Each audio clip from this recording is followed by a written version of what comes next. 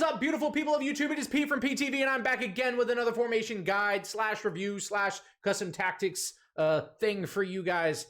Yes, before we get started, I am wearing my Arsenal kit, man. And yes, I am an Arsenal fan. And yes, you may roast me down in the comment section for that. But if I got any Gunners, man, any Gooners out there, bro, make sure to hit a like, make sure to subscribe. Also, like and subscribe if you're ready for a 3-5-2 formation review, man. I've got you guys. Now, look, on the screen is the team that we are running.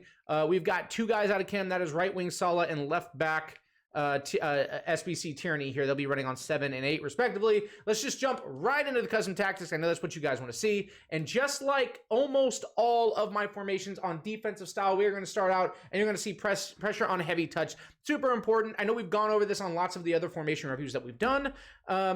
Pressure on heavy touch just allows you to try to gain extra opportunities, which are super important on your opponent's third of the pitch or maybe in the midfield. When they make a mistake, maybe they make a heavy touch, a heavy pass, they start taking big dribbles with players that don't need to be taking dribbles. All of your players just blitz them and take away the one-way, pass it around, and you try to get an extra opportunity to steal the ball and play against what are virtually not set defenses, right? So that's what we want, especially in this FIFA where the meta just seems to be dropping back. You want to play as many chances as you can against not set defenses. We're going to hold this at 5.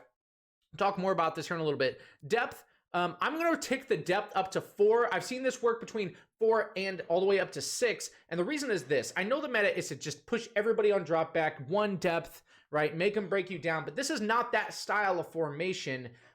This formation is going to win you games in the attack and in the midfield. And this, the blunt of it is there's going to be opportunities for your opponent, especially in the 3-back, where if they get to that point, your depth isn't going to matter because there's only 3 people back there, right? You want to win the ball back in the midfield with lots of like pressure on heavy touch, like we talked about. You want to win that ball back in the midfield, and you want to apply so much pressure in the midfield and in the attacking portion of the field. All right, weird cut right there, but you want to apply so much pressure that you don't have to rely on those center backs to really bail you out. So that depth is going to stay between 4 and 6. I prefer mine on 4 for now. I'm still trying it out at that level, but I have tried 5, and 5 was pretty good, but we're going to give 4 a shot for the sake of this video. Offensive style. This is super important. In my other videos, I talked to you about balance, and balance just being obviously balanced for having outlet passes, right, to kind of dish off when you're being put pressure on, and then also allowing you to have those runs sort of on the backside for you to push against the defensive back line.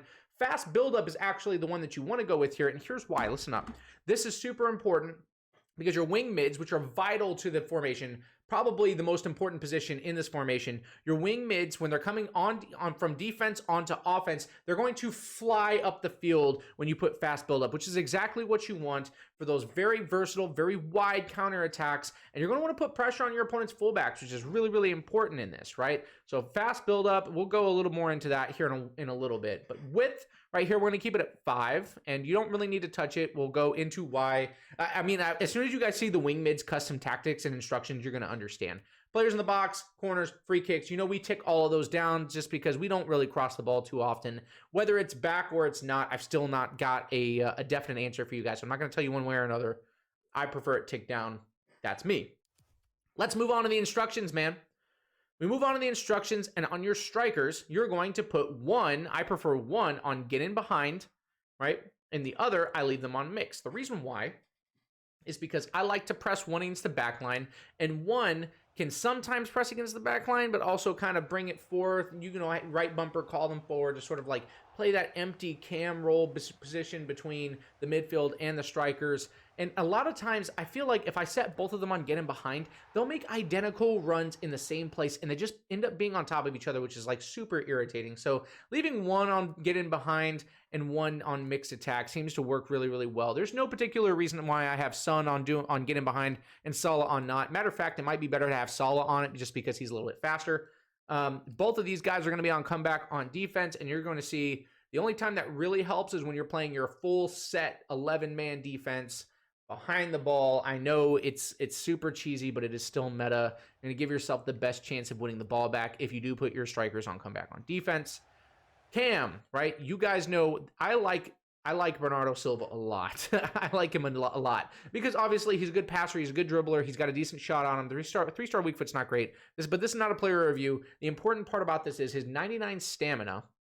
Okay, And what we're going to do with the 99 stamina is put him on basic defensive support because he's a high work rate. You know, I'm a believer in work rates. High work rate. So he's going to get up and he's going to get down for you guys. So we leave him on basic. He's going to stay on the edge of the box for the cross ends. We don't want him getting too far in because he does have to come help on defense. But the most important one right here is free roam. And free roam allows him to just kind of wander around the area where he's allowed to be in, right? That entire slit right there over the top of the defensive midfield. And he's going to be easily our offensive outlet for whether we win the ball back and we're just looking for an outlet pass, or we're trying to push a counterattack. Bernardo Silva on free roam just seems to always be in the right position. Now, it does kind of move him around a lot, and he shifts around a whole lot. So that 99 stamina for him is going to be really important. For those of you who were not, I don't want to say smart enough, but for those of you who did not do the Bernardo Silva, first off, I don't know what you're thinking, but you're going to have to come up with a different player to play this position, but stamina is going to play a big factor in that. Either get a player with high stamina or be prepared to sub in a player around the 60 to 65 minute mark for that player. Okay, I'm going to save the wing mids for the end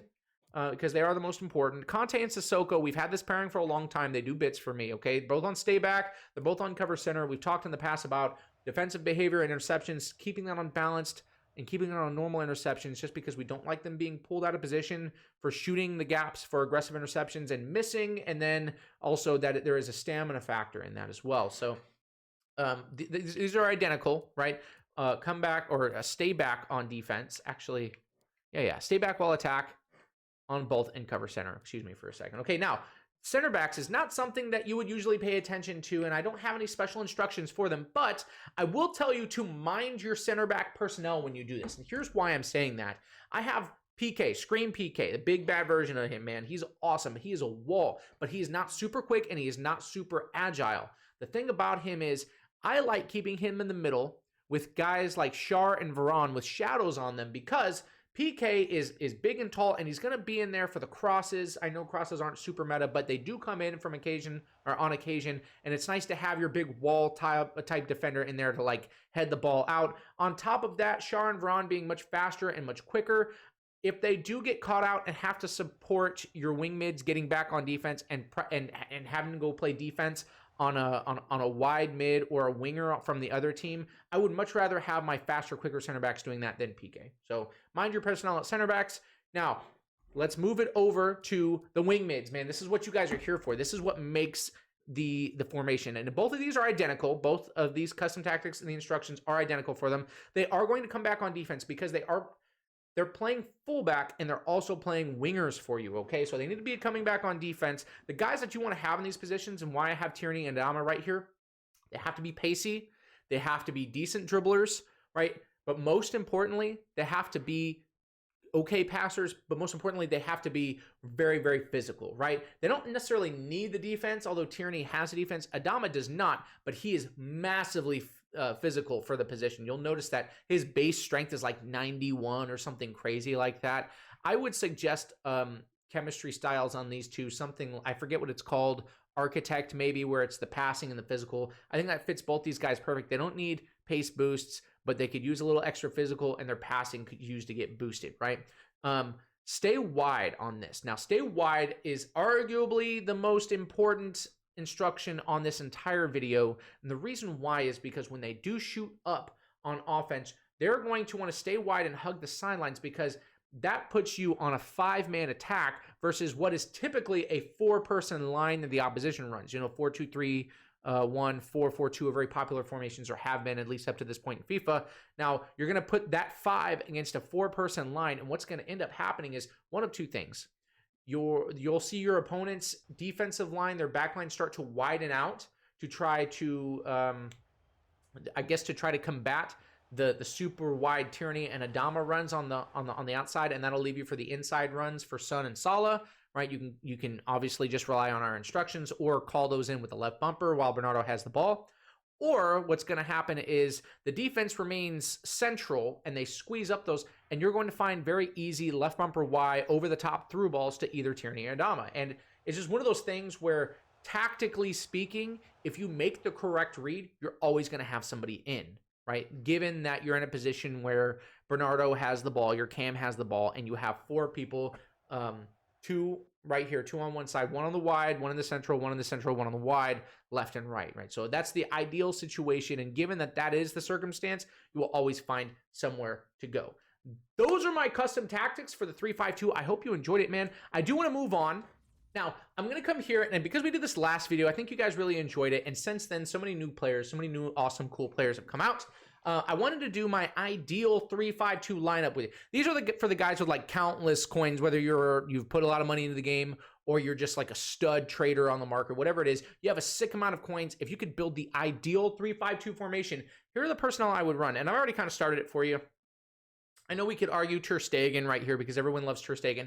But Prime Moments Van der Sar just came out. What are we doing? We got to throw him in there, man.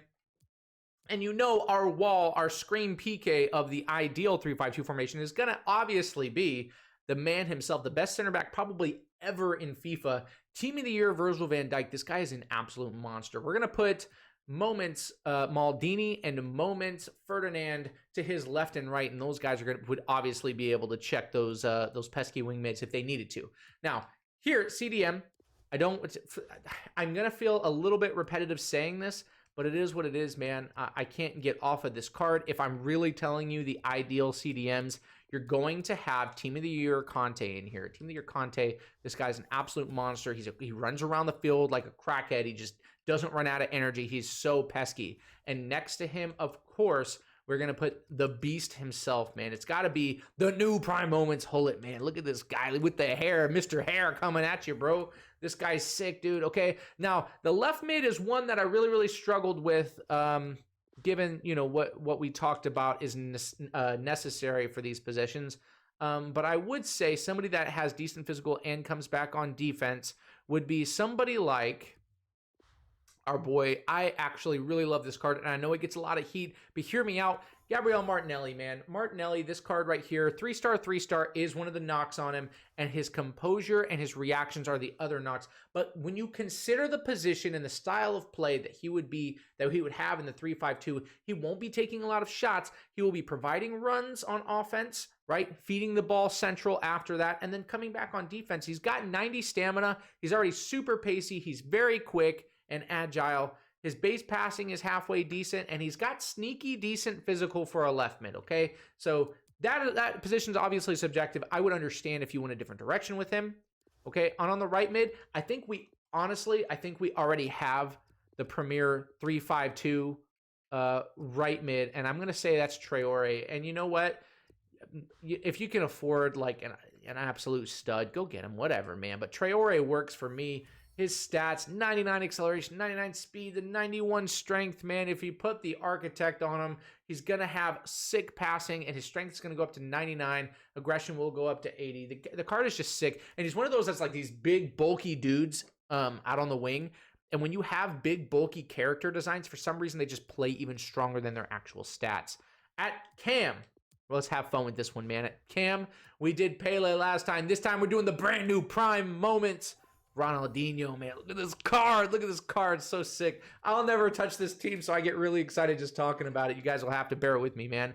So Ronaldinho right there. We are going to put Moments R9 here. And on this next striker, a lot of people will argue with me, but I am, like I said, an Arsenal fan for life, bro. And with that, I've got to go with the brand new Prime Moments.